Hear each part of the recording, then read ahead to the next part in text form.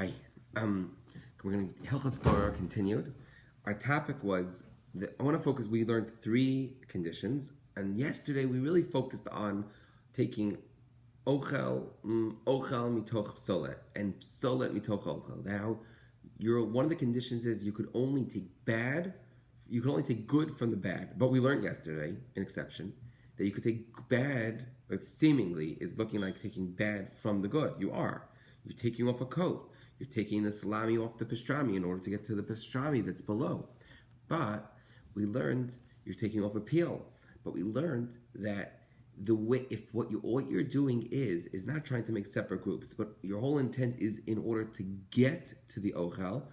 We don't view it as what you're doing is taking it and making separate groups, but rather you're not trying to make piles. You're not trying to fix up one group to make it better. What you're doing is simply trying to get the good. So that is actually allowed. So you can take off coats from a pile because even though that's the bad, in order to get to the good. I want to go into some more examples of where it would seem like you're taking bad from good, but they're actually allowed. So let's take, or maybe some not allowed. Let's say I have a case like this. I don't have. Let's say I have a honeydew. Okay, so if you ever seen a honeydew, you ever cut it up, you cut it through the honeydew, and in the middle there's a whole gap of goopy seeds. Now, the outside is pure fruit, but that center is a whole gloop. It's like slimy. So now, can I take that thing and shake it out? So what am I doing? I'm holding the good. I'm shaking out the bad.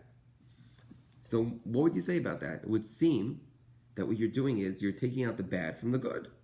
Asr. But the halach is actually that in this case, it's allowed. Why? Because, so one important thing is that you have to have a situation of borer in the first place. Because the seeds are so lightly connected from the good, it could be viewed as that when you shake it out, if it would just plop out, then it wasn't a mixture in the first place. They're 2 separate entities. And we don't view it, this is a very, very fine detail, and it's hard to decide in every case what's called viewed as a mixture and what's not viewed as a mixture. Are books on a shelf called viewed as a mixture? Or as a pile? Difficult. But over here, it's clear that the poskim hold that when you take it and you shake it out, because it would just gloop right out, it would be called it wasn't a mixture in the first place, and you're allowed to do that because you're allowed. So an important answer to question number 1 is that you have to decide whether it's a mixture, and you could sometimes have it like a honeydew when it could easily just fall out. Then it's not considered. It's a proof that it's not a mixture in the first place. But often these seeds are sticky, and a lot of them are left over even after you glopped it out. So what would be the halacha in that case when the seeds stick on? So here you have a few. What can we do? One thing that a person could do is, and this is most likely, another major exception. Okay, the answer to this question about how to get rid of these extra honeydew seeds will also take care of this. A piece of hair you find fell into your soup. It fell into your chicken. I have a piece of fat on the meat that I'm eating. How am I going to take that out? Can I take that out? So again, the hair is for sure bad. That's for sure. But if it's felt a little fly falls into your soup, it's for sure bad. Could I take it out? Just pull it right out? For sure, that's taking the bad from the good. Asr.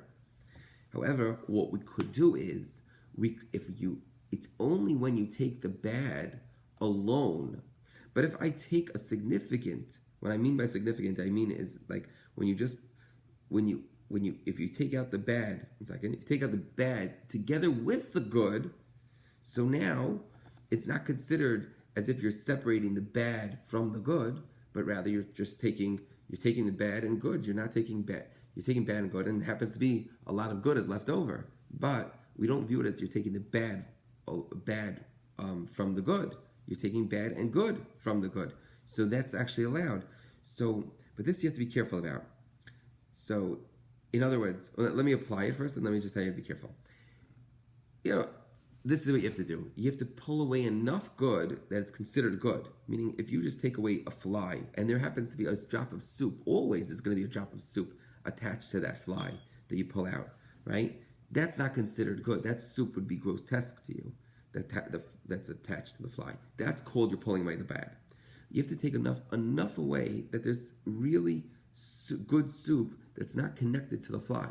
You would in turn be able to pull away the fly further and have soup left over. Or when you're cutting away meat, you're always going to cut away a teensy little piece of meat together with the fat. So it has to be enough meat that you could eat that meat. That's called, then when you cut away the meat and the fat together, you're removing good and bad from the good, which is then allowed. So in the case of our seeds, our honeydew seeds that are left over after you've knocked it off, you'd have to take away a little bit of the fruit, enough of the fruit that you could eat that piece of fruit itself. Not just like, I can figure out how to eat it, but it's a piece. It's considered a piece of fruit. Then you could take it off and you could separate it. So the answer to the second question is, that I'm going to be asking you, is that you could take away you could separate the good, bad from the good if you're taking a little bit of good together with that bad. Then it's not considered separating bad from good, but bad and good is coming off and leaving over good. Okay, now there's another major heter. And this is why it's important to not only learn the halacha, but to learn the reasons for the halacha, because then you could apply it to so many more cases. Let's say, we explained that what are all these things, eating with your hand as opposed to a specialized utensil, and we explained that the reason given by the Rishonim is the explanation is that you're not doing commercial separating. What you're doing is, we could view it clearly from what you're doing is you're doing an act of eating. So if it's clear, there's a way. I'm going to give you a case where it's clear that you're doing an act of eating, even though you're taking away the bad from the good. It's going to be allowed. How would I have that?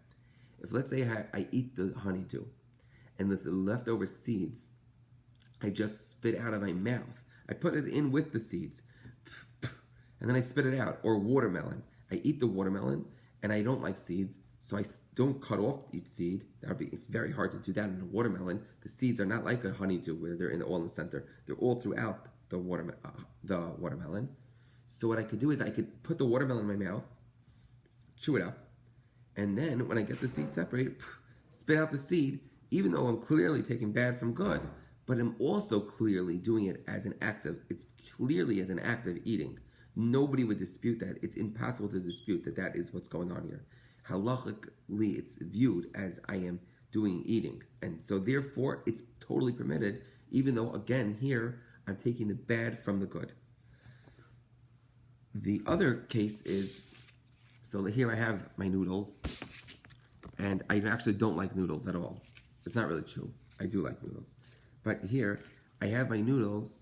Ooh, are you able to see this? It's not so good, the lighting. And I just like the cheese that's on the noodles. So here, I want to pull away the cheese that's connected to this noodle. So what I'm going to do is, this is tricky.